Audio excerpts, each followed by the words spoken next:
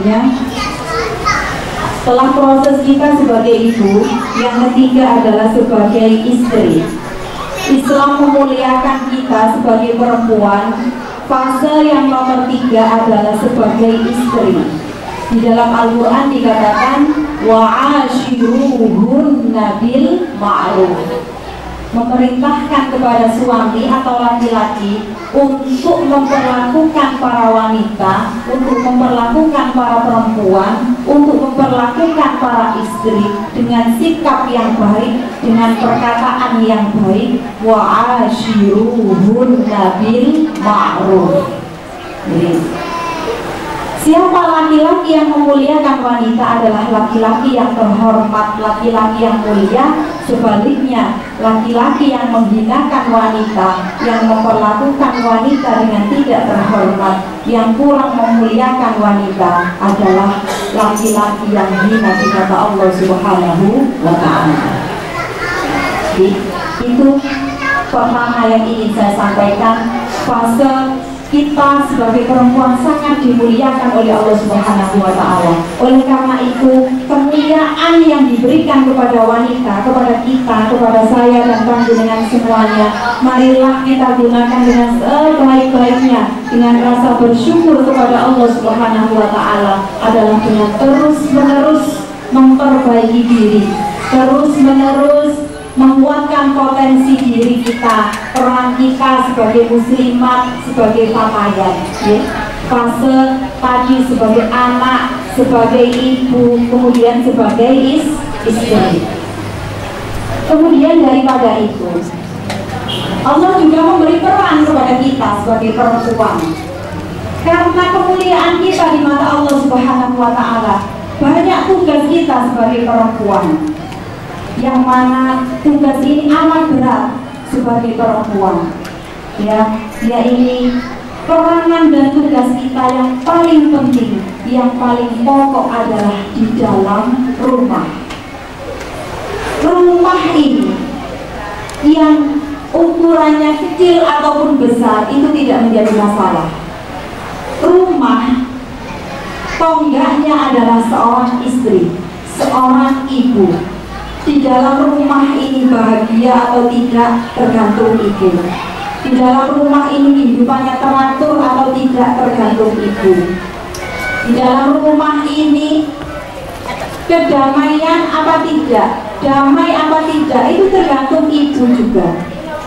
Oleh karena itu, tugas kita sangat berat, sahabat-sahabat, yakni mengantarkan generasi-generasi titipan Allah Subhanahu wa Ta'ala ini menjadi generasi-generasi yang berkualitas.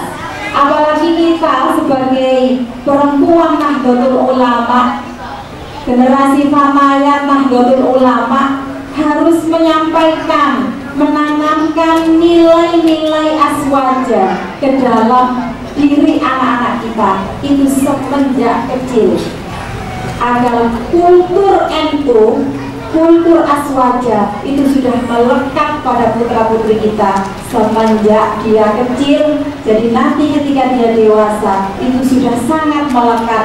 Terus insya Allah boten saged ucul.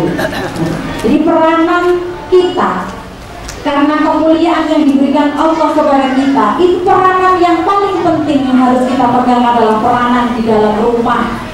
Al-ummu madrasatul ula. Ibu itu adalah sekolahan yang pertama bagi anak-anaknya. Kalau ibunya pinter, insya Allah anaknya juga pinter. Ibu itu sumber pengetahuan pertama bagi anak-anaknya. Ibu itu tempat bertanya yang paling dekat dengan anak-anaknya. Ibu itu jendela pengetahuan bagi anak-anaknya. Maka ketika anak kita bertanya, harusnya kita ini bangga, bersyukur. Harus kita dekati anak kita ini supaya dia lebih dekat lagi dengan kita, bukan malah kita marahi ketika tanya kepada kita. Itu sudah langkah awal yang sangat bagus ketika anak-anak kita mau berdiskusi dengan kita. Manggilnya apa, misalnya Bunda, ini kok begini ya Bunda, saya di sekolah punya teman tapi seperti ini harusnya jenengan bersyukur, jenengan beri masukan di situ. dijawab, diberi masukan, diberi nasihat yang sekiranya tidak menggurui dan tidak memberatkan anak-anak kita.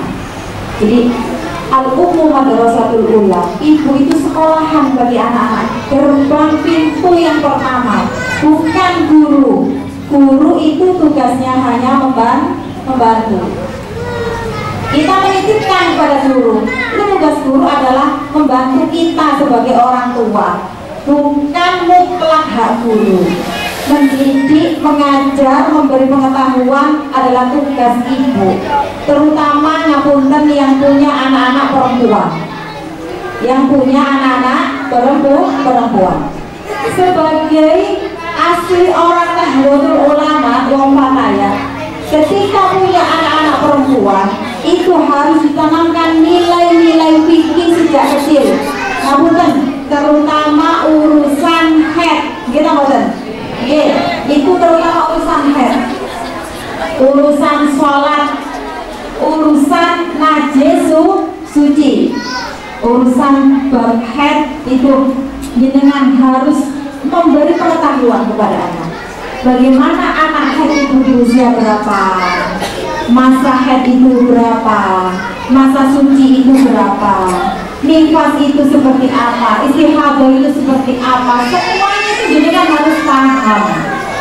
Ini makanannya ya, hati ini. Begitu enggak apa-apa wis. Si penting anteng hari ini. Yang tersisa saja anteng, dengarkan. Sedikit lagi. Jadi yang punya anak-anak perempuan, kewajiban kita jangan sampai anak-anak kita tidak paham apa itu darah haid. Jangan sampai anak-anak kita tidak paham apa itu darah istihadah. Jangan sampai anak-anak kita nggak ngerti cara bersuci dari haid. Jangan sampai anak-anak perempuan kita nggak ngerti najis suci. Itu tugas kita sebagai ibu. Menanamkan itu adalah kewajiban. Apabila anak-anak kita sampai tidak mengerti akan hal itu, maka kita yang berdosa. Kita nanti yang akan dimintai pertanggungjawaban di hadapan Allah Subhanahu wa Ta'ala. Kenapa kita tidak bisa mendidik anak-anak kita? Karena anak-anak kita ini adalah amanah. Itu nanti dipertanyakan di hadapan Allah Subhanahu wa Ta'ala. Ya, tentang itu untuk anak perempuan. Terutama juga tentang aurat. Batasan aurat itu juga harus kita sampaikan kepada anak-anak kita. Nah, kalau kamu sudah balik itu seperti apa ibu? Balik itu adalah ketika kamu sudah mengeluarkan darah haid. Itu artinya kamu sudah balik. Jadi ketika kamu sudah balik, maka kamu sudah menanggung dosamu sendiri. Kamu sudah punya kewajiban terhadap apa-apa yang diwajibkan oleh Allah Subhanahu wa Ta'ala dan terhadap apa-apa yang dilarang oleh Allah Subhanahu wa Ta'ala. Itu sudah murni tanggung jawabmu sendiri. Kamu sudah punya buku catatan amal sendiri yang dicatat oleh malaikat raqib dan atid.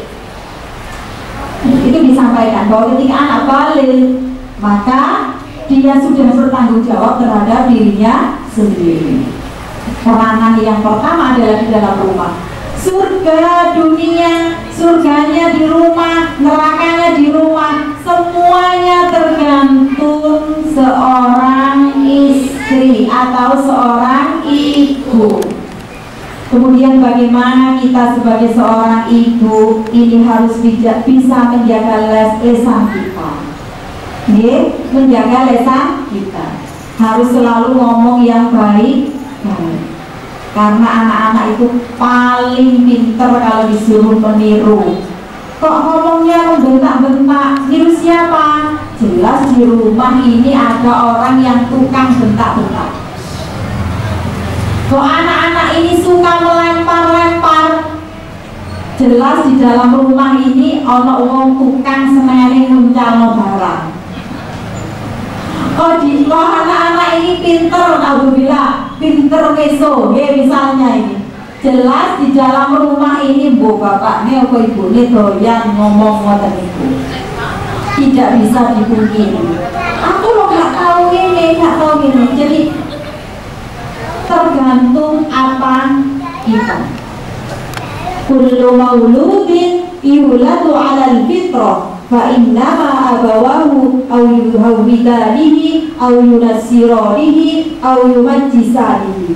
Jadi setiap anak dilahirkan dalam keadaan fitrah, dilahirkan dalam keadaan suci, dilahirkan dalam keadaan bersih. Mau kita jadikan apa anak-anak kita ini tergantung diri kita. Jadi anak-anak ini diibaratkan seperti kertas putih bersih. Kertas ini mau kita apakan terserah kita. Mau kita coret-coret, mau kita gambar bunga, kita gambar warna-warni, itu terserah kita. Itu gambaran anak-anak kita di hadapan kita. Jadi tergantung kita, mau kita apakan, sama mau membentuk anak seperti apa. Karena anak kita ini dilahirkan dalam keadaan fitrah, bersih, suci, polos, tidak ada isinya apa-apa. Nah, yang bertugas mengisi adalah kita sebagai seorang ibu.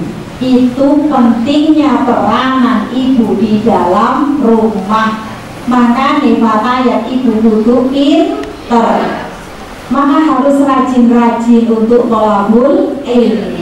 Seperti ini juga sudah bagus, ya, mengkhususkan waktu, mengistiqomahkan waktu untuk belajar, ya, terus belajar karena utlubul ilma minal mahdi ilal lahdi. Belajar itu ya terus, tidak ada batasannya, mulai dari ayunan ibu sampai kalian angkat. Jadi kita harus terus belajar supaya kita juga bisa mengisi hal-hal yang positif kepada anak-anak kita.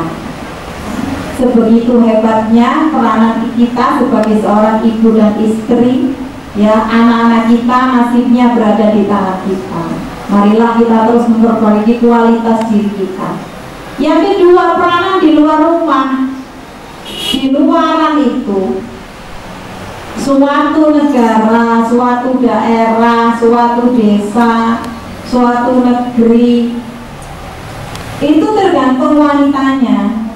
Kalau wanitanya bagus, insya Allah negara, insya Allah desa, insya Allah negeri, insya Allah daerah tertentu itu aman, baik dan bagus.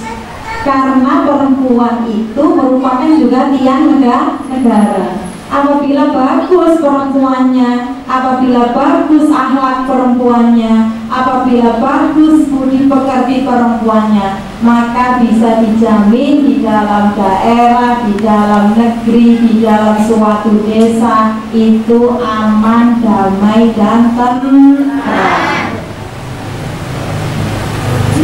Seperti itu, ibu-ibu yang sangat kami hormati. Kemudian daripada itu, di dalam rumah, peran kita sebagai seorang perempuan dituntut untuk menjadi mar'atus sholihah atau perempuan yang sholihah. Mahwa mar'atus sholihah, mahia mar'atus sholihah. Siapa sih yang dikatakan mar'atus sholihah itu? Siapa sih yang dikatakan perempuan sholihah itu? Ya, perempuan sholihah itu seperti apa sih? Ad-dunya mata' wa khairu mata'iha al-mar'atus sholihah. Bahwa dunia itu adalah perhiasan, dan sebaik-baik perhiasan adalah wanita sholihah. Seperti apa sih kriteria wanita sholihah itu? Seperti apa seorang perempuan dikatakan sholihah itu? Apa jenenge Siti Sholihah? Apa jenenge mar'atus sholihah? Sudah dikatakan sholihah. Sholihah itu sangat kompleks ibu-ibu, sangat berat sahabat, menyandang gelar mar'atus sholihah. Mar'atus sholihah baik di mata suami, artinya kita baik sebagai istri, baik di mata anak-anak, artinya kita baik sebagai ibu, baik sebagai hamba, artinya kita baik di mata Allah Subhanahu wa Ta'ala, baik di mata masyarakat, artinya kita ini bagus pergaulannya di masyarakat. 4 komponen ini menjadi satu, itu gelar wanita solihah, itu gelar mar'atus solihah. Itu tidak mudah dan itu butuh proses panjang. Bagaimana hakikat kecantikan di dalam Islam? Hakikat kecantikan itu seperti apa? Apakah wanita yang tinggi, semampai, kulitnya mulus, kulitnya bersih, bodinya bagus, ya? Apa hakikat kecantikan itu seperti itu? Tidak. Hakikat kecantikan adalah wanita yang mencintai Allah dan Rasulnya, wanita yang taat kepada Allah dan Rasulnya, taat kepada suaminya, baik kepada anak-anaknya, suri tauladan bagi anak-anaknya. Hablum minallah dan hablum minannasnya sama-sama baik. Itu baru dikatakan cantik. Itu hakikat kecantikan. Karena itu sahabat, kita ini jangan terlalu bingung dengan yang namanya casing, penampilan luar, buku perawatan, kita boten, buku mulus, buku langsing, kita boten, lemu dikit wengong, rontok kusam sedikit wajahnya sudah bingung perawatan kesana kemari, bayar mahal pun ditempuh, asal puas, asal cantik. Hakikat kecantikan itu bukan seperti itu. Ya tidak apa-apa, memang perempuan itu yang harus dirawat, tapi bukan semata-mata kita berjuang untuk mendapatkan casing alias bentuk luar yang sempurna, tetapi kita mengabaikan aspek batiniah. Aspek batiniah tidak kita asah sama sekali, aspek kepribadian kita tidak diasah sama sekali, tapi gowo jadwal senam seminggu 2 kali. Jadwal keperawatan seminggu 2 kali. Jangan sampai jadwal tolabul ilminya terlupakan. Jangan sampai jadwal untuk kontroling terhadap anak-anak juga terlupakan. Jangan sampai kita abaikan urusan anak-anak kita teledor seminggu, itu bisa fatal sahabat. Itu bisa fatal ibu-ibu. Seminggu kita sekali anak gak ke open, gak tanya sama sekali kabarnya anak-anak, metu ke sekolah, deket tas, deket sepatu, kemudian tidur, makan, malam belajar, besok berangkat sekolah lagi. Kita lupa bertanya kepada anak-anak kita. Itu kelalaian kita.